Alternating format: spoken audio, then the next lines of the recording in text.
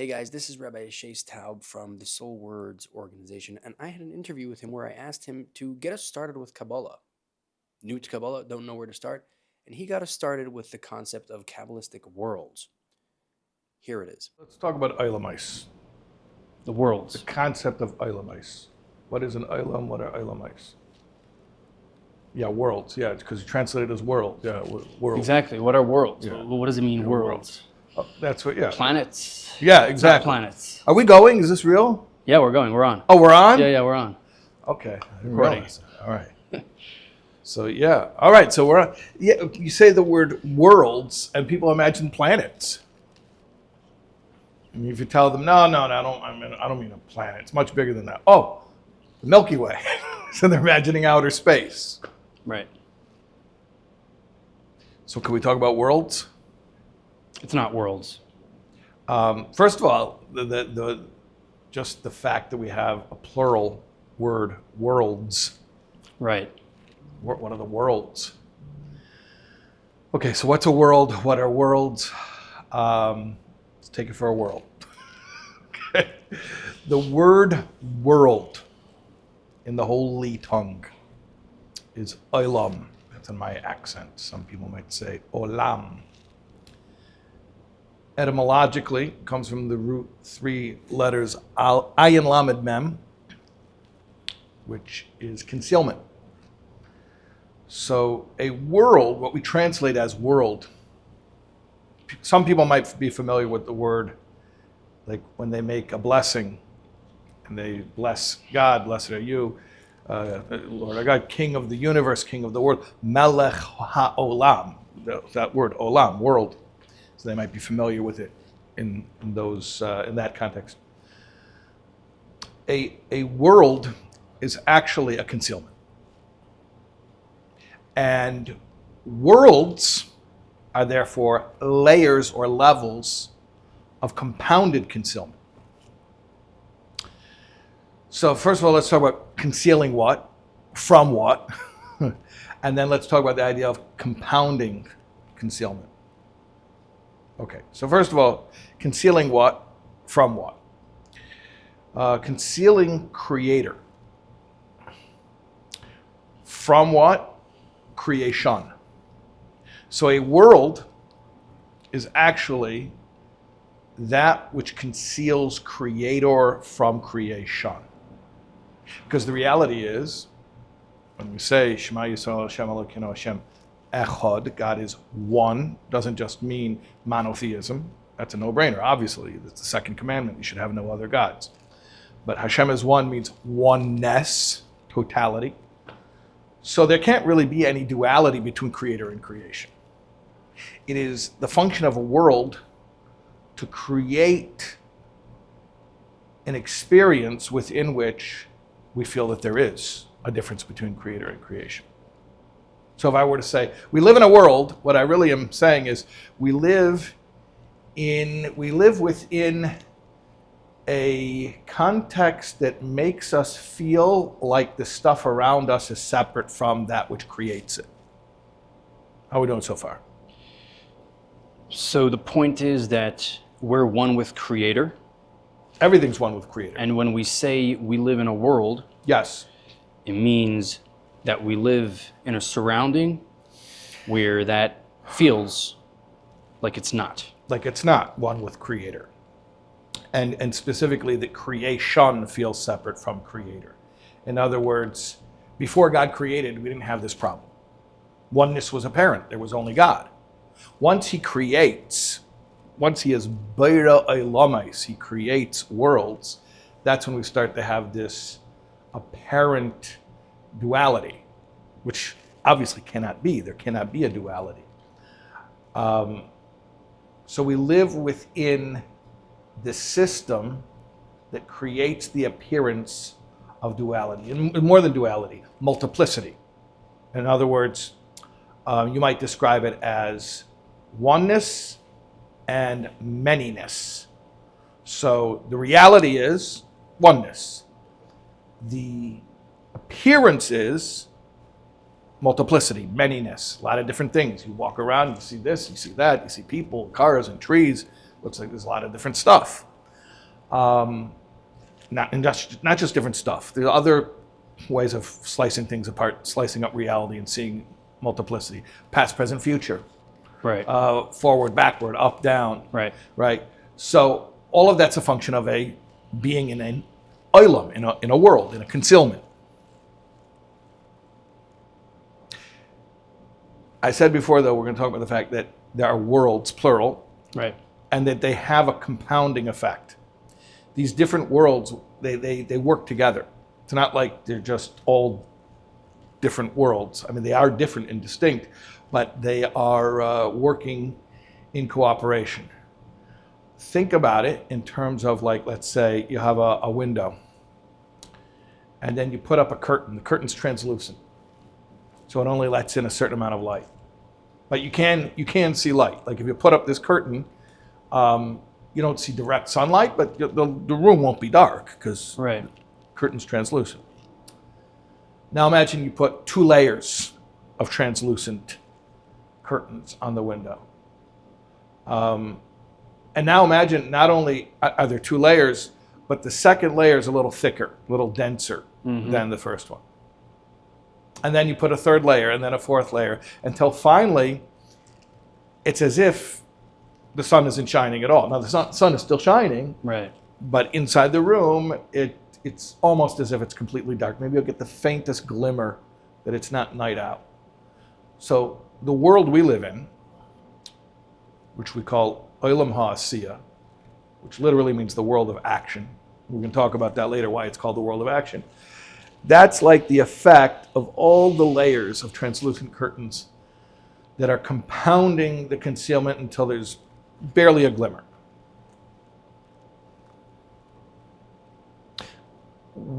I guess it begs the question, what is existence like in some of these other worlds, in these higher worlds? And what do we mean when we say higher worlds and lower worlds? Obviously, we don't mean up and down, like in the vertical sense, because they're spiritual realms. We're not, even though metaphorically we might use spatial terms like higher and lower, we don't mean higher and lower in terms of like altitude. Right? So higher and lower means lower is more concealment, higher is less concealment. Higher worlds, lower worlds. Okay. Let's talk about the first world, the least concealed world. It has a name. I'm sure you know it. Atzilus. Atzilus. How would you translate Atzilus? Emanation. Emanation. Literal translation. Now throw me off my chair. Okay. All right. Now, I'm sure you're familiar. I'm not here to, I'm not trying to test you. There are other meanings to Atzilus as well. There's other reasons why it has that name. Right. Remember another one? Etzli. Which Near. means near. Near what? Near God. Near God. Near and far.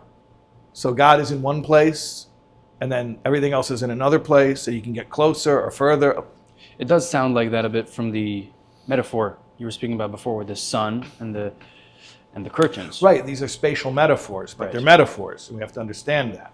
Out of space.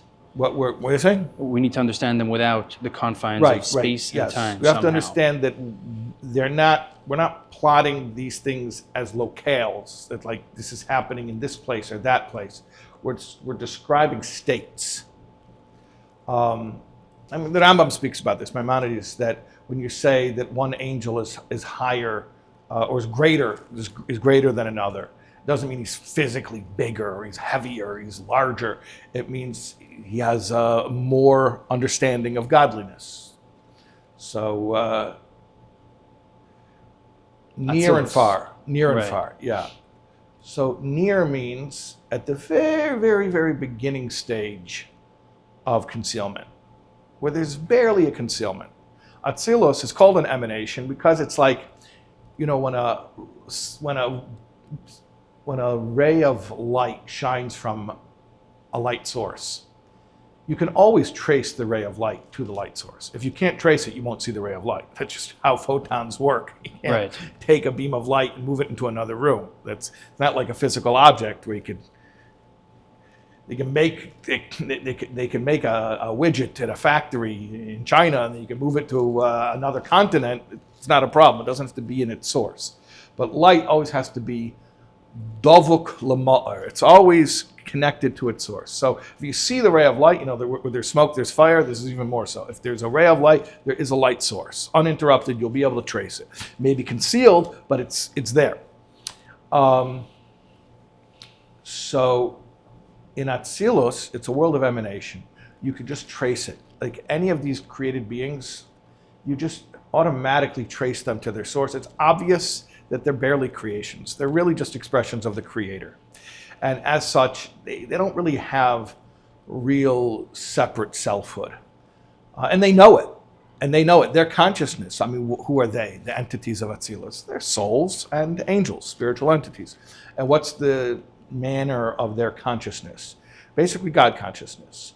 So I'm sure you're familiar with the saying, and it comes up very often in Hasidic teachings, that in Atzilus, Olam, the idea of world, or concealment, creation, is b'eschadshus, is a novelty.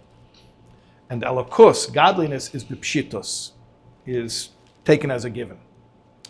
Whereas here, in the physical world, or the phenomenological universe, it's the exact opposite. Olam is b'pshitos. The physical created world is taken for granted. It's the most of us in our embodied state. Empirical evidence is like the most compelling evidence. If you can touch it, you can point to it, you can interact with it with your five senses, for sure it's real, right? Never mind that the philosophers will come and challenge you. How do you even know if your senses are real? But it doesn't matter. Right. If it's physical, it's real. It's for sure real. So physical creation is real. A creator? That's abstract. You have to be a philosopher to even wrap your head around the notion of a creator. Creation is for sure real. Creator? That's philosophical. That's how we experience it down here. Up there, it's the exact opposite. In Atzilus, the notion of creation is abstract. There are these entities that they have like free will, they have a conscious sense of separate selfhood. Where do they even get that? That's so weird. I have to go meditate to even imagine. That's what the Natzolim in Atzilus, the emanations in Atzilus, if you would challenge them, up there you would say to them, you want to hear a really trippy concept? Yeah, there's these beings in the physical world that actually feel like they're separate. Wow, that's deep. I have to meditate to even picture something like that. But you say to them, creator, of course, that's the most obvious reality. So that's Atzilus. That's the first world. It's a world that's barely a world. If we're defining a world as a concealment, it's the most flimsy little curtain. It's there, but you can see the sun. You can see the sun outside. So it's not really blocked. Creator. They can see their creator. They see the creator. Yeah. Right. So now we need to figure out we know that there's 4 Kabbalistic worlds. So then you have Beriyah, which literally means creation. Right. That's where creation proper starts. Meaning Atzilus, you can't even really call it creation. It's not really creation, because creator is too obvious. In Beriyah, the notion of created beings, of separateness, begins. And that's where the Metzias of Ra begins. How would you translate that? Evil. Evil, yeah, but what happens when you call it evil? It automatically evokes certain emotions. Yes, where people are thinking evil, like fiendish, diabolical. And Chassidus says, actually, when we talk about evil, we mean something far more subtle. I mean, yes, it can devolve, God forbid, into real cruelty and inhumanity, but at its core, evil is really just synonymous with separate selfhood. Ego and evil are pretty much interchangeable. Potential for evil, at least, comes from a sense of selfishness. So this is like somewhere in outer space? Where is this? Where would you find it? Like so what we said before, these are not spatial terms. And the most immoral thing I think that anyone ever did, it's an inflammatory statement. I'm listening. There. And it's almost impossible that what I'm about to say could be verified. I think it's one of the most immoral things. When Stephen Hawking said there is no heaven, and I'll tell you why it was evil. because he was brilliant. He knew very well how people would take that statement, and he knew that it was disingenuous. Stephen Hawking was an expert in cosmology, in the physical universe. He said there is no heaven. He knows good and well that I don't believe that heaven is some place in the universe. But when he knows that most people, though, when he comes out as an authority and says there is no heaven, so basically, guys, we checked it out. We scoped out the known universe. There is no heaven. Like, it's so cynical because he knows exactly the mistake that people will make when they're listening to him, and he did it on purpose. Obviously, you're not going to find heaven by flying around the universe and looking for it. That would be like saying, I'm going to chop apart a piano to find the music. Chopped up the piano, there's no music in here. Music doesn't exist. Where are these worlds? These are not physical locations. You can't take a rocket ship and fly to them. But we're saying that there is otherness here. So here's the thing. The physical universe is a manifestation of worlds. The fact that physicality exists, that is a product of all of these concealments. So when we want to try to identify where do these concealments exist, where do these states exist, and we try to locate them in the physical universe, what we're forgetting is, no, the physical universe itself is a product of these concealments. So where do you find them? I mean, they are ongoing, they're omnipresent. Everything that we experience is happening simultaneously on all of these levels. The problem with embodiment is that the soul becomes overwhelmed with physical stimuli to the extent that that's all we register. So even though we are experiencing things in all worlds simultaneously, when we're in our embodied state, we really can only pay attention to the lowest level of it, the physical. So I want to get to the question of why these worlds are necessary. Mm-hmm. Why do they exist? Mm-hmm. But before then, or maybe after, whichever one you see fit,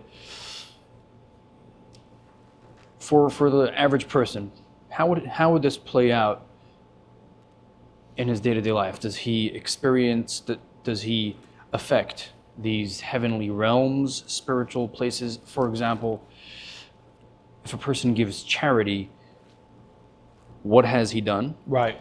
And on the contrary, if somebody steals, right, what has he done? Right. And then there's the question of why. Right. Okay. So, first of all, yeah, one of the things, how it affects a person is, like you're saying, the big picture. That you realize that the ramifications of your actions are not limited to the physical world. So if I give charity, what's... Right, you're not just making the world a better place, you're making the worlds better places. Which is actually a wild concept, that someone in the lowest world could be improving the highest world. But you are. That's what we're called through mitzvahs or mamshich teisefes oir b'Atzilus, which means someone does a physical thing, a good deed, acts of goodness and kindness in their embodied state in the physical world, and it makes the highest world even more holy than it already is. Which is a cool concept. Right. Yeah. But that already leads to the answer to your question of why this all exists. Why? It all exists for the sake of the lower world. The process is all to get to the end. The higher worlds themselves serve no intrinsic purpose. They are a means to an end. Which is funny because you ask a lot of religious people, like, what's the point of it all? Heaven, you die and you go to heaven. This world is just transitory, and then you die and you go to heaven. That's where it's at. And we actually say the exact opposite. The higher worlds, which you can call them heaven, that's fine, spiritual realms, are not the end all and be all. They exist only for the sake of the physical realm. How's that? Because the infinite, to truly be infinite, wants to be expressed in the finite. If the infinite can only be, like we said, before God created the world, oneness was pretty apparent. There was no otherness. So that's like infinity by default. Right. It's not real infinity. Real infinity is where God creates the finite. He creates the other. He creates even something so finite and other as to be physical, and even more than physical, to be to have an ego and have free choice, even to the extent where the option exists to deny him. And then for him to be able to be found in that, that's the ultimate infinity. So, and you're going to ask, well, why does God want that? And that we have no answer to, because we say it, auf a taiva fragt nicht kein kasha. On a desire, you can't ask why. And it's not because you have no right to ask. How dare you ask? It's God's personal desire. What kind of a nudnik are you? No, the reason that you can't ask is because the nature of desire is supra-rational. So you can ask, but there's no answer. It's not logic. Logic has an answer. Why is this like this? Because of this. A desire is, that's just what I want. So God decided to want. Well, I don't think he decided to want. I think that's just who he is. That's just what he wants. So God wants. Which is why his desire is the deepest expression of him. Like, what's the essence of God? This perfected physical world. So he wants to be in a perfected physical world. Yeah. So the world on its own is insignificant, and now it becomes one with the most significant thing. And I guess that's what God wants. I mean, you could say that in a certain way, that the world, I mean, this is a completely theoretical construct, because no reality does this actually exist. But you could say, imagine the world just for its own sake, just existing for its own sake. And yeah, it's insignificant, it has no value. But then you realize, no, the world exists as the forum within which the infinite can be truly infinite, by expressing the infinite within the finite, which is true infinity. Infinity, which can only exist within the infinite, is not truly infinite. So how do these? So how do the four worlds pop in here? So you get this is a question like, well, why four? Why not five? Why not three? And we have a lot of fours, a lot of things that correspond to these four worlds, like four letters of God's name correspond to these four worlds. In the physical world itself, you have like four categories of the world: the inanimate and the vegetative and the animal and the human. So we have a lot of these four categories, four levels within Torah. The pshat, which is called the concrete or the literal, the remez, which is the allusions, drush, which is the homiletical, and soid, which is the spiritual secrets, the Kabbalah.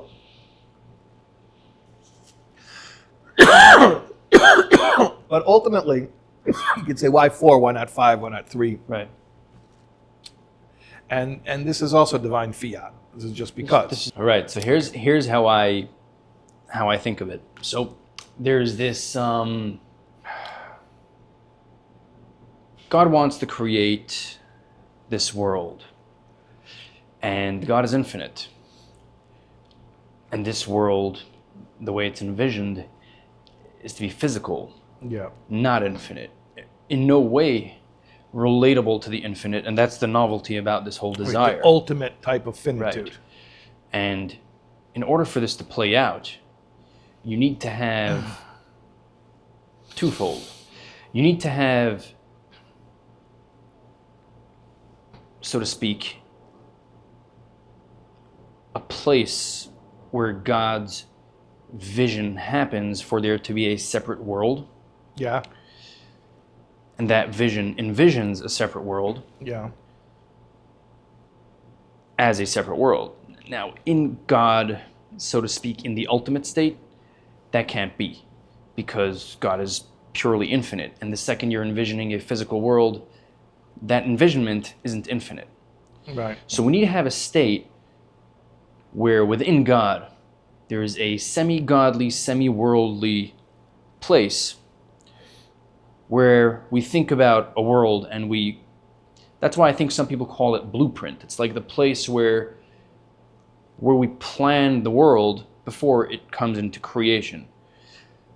Now, the way this plays out in God is because it's God's, so to speak, imagination. It's all within his imagination. And it's where he's thinking about the world, so it's all part of God.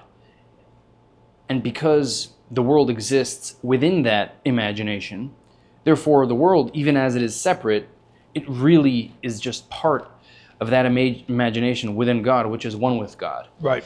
So it kind of, this whole playing ground of Kabbalah and all these different stages and levels are basically an intermediary, not to play as a mediator between God and the world, because then you would have, instead of two beings, God and world, you would have three or Right. even more, but rather this is what makes the world, instead of being something separate, be something part of God. Right. And that has many stages. Right.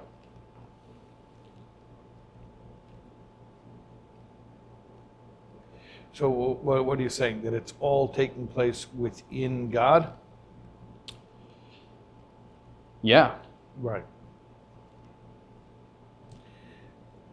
And yet,